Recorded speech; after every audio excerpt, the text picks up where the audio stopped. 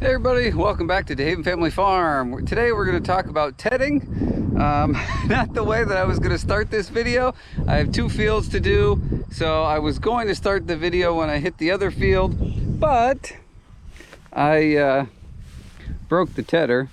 Simple fix. I'll show you here quick.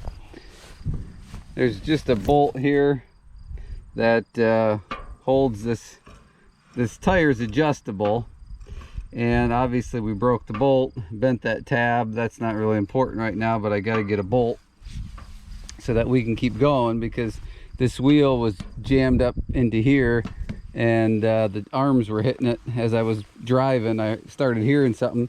I'm surprised I didn't break or bend something else. Just show you here, this is what the other side looks like here. Just has the bolt in it, 2 holes. So got to get a bolt. Pretty simple fix.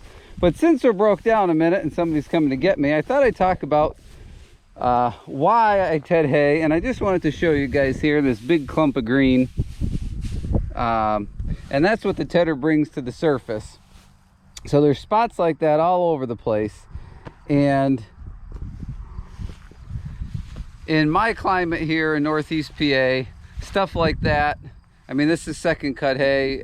You guys saw me mow this for first cut.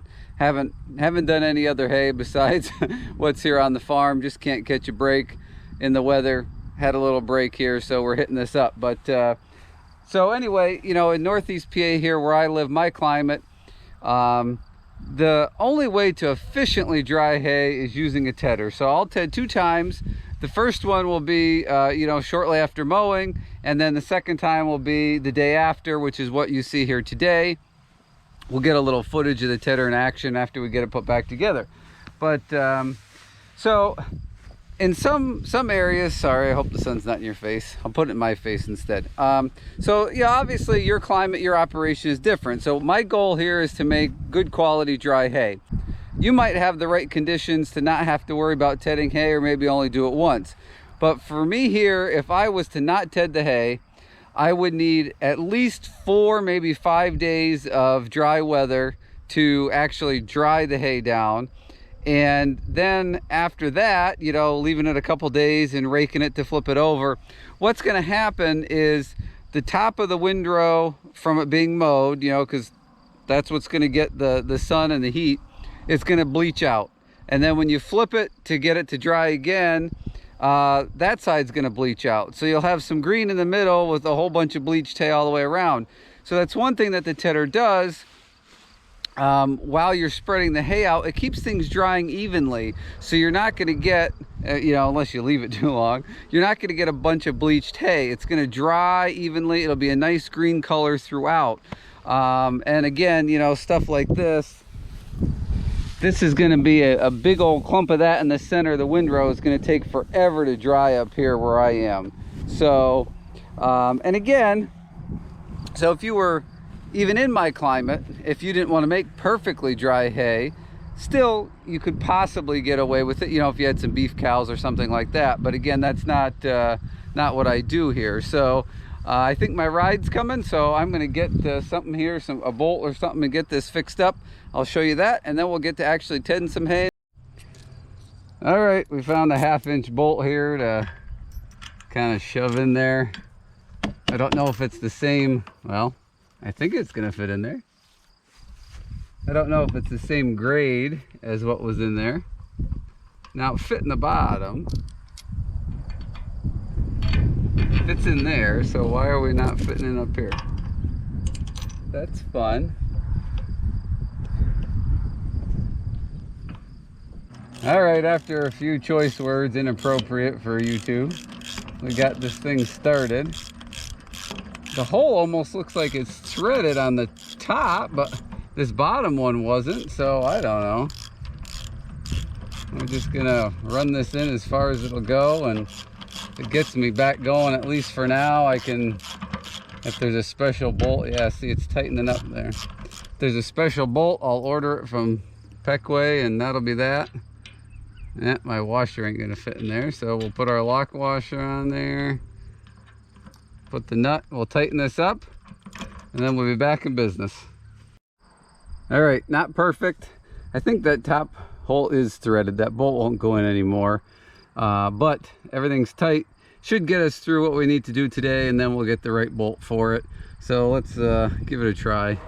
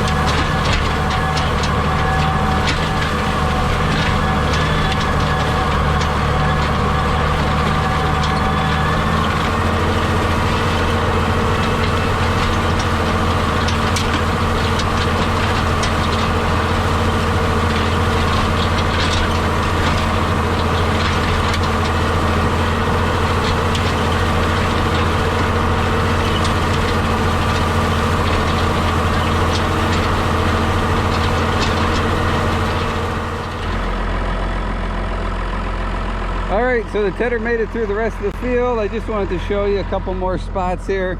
Again, this is day number 2 of drying. You can kind of see the color difference. You know, this lighter green stuff was on top, and here's a really wet spot right here. I mean, this is just completely soaked, and you know, it's right here next to this. You can see the color difference there. So again, that's to make nice quality hay, and this is only second cut here. It's a lot thinner, so if you have a thick first cut, you will never get it to dry nice and evenly and have it be a nice green color in my area without tedding hay. So again, just a little bit about tedding in this video. Managed to break the tedder too. So that's the end of this video, guys. I gotta go keep tedding and hope this doesn't break. Thanks for watching. Leave in the comment section down below, you guys that don't farm, you know, have you seen a tedder before? Did you know what they do? And you guys that do hay, you know, let me know, do you use a tedder or not? I know some of you guys do. Some of you guys say, oh, I have to. Some of you say, I don't own a tedder, don't ever want to own one. So it's kind of interesting to see in different parts of the country, different climates and things, who needs one and who doesn't. So let me know down below. And while you're doing that, please hit the subscribe and the thumbs up, the bell icon. I would really appreciate it. Thanks for watching, and I sure hope to see you guys on the next video.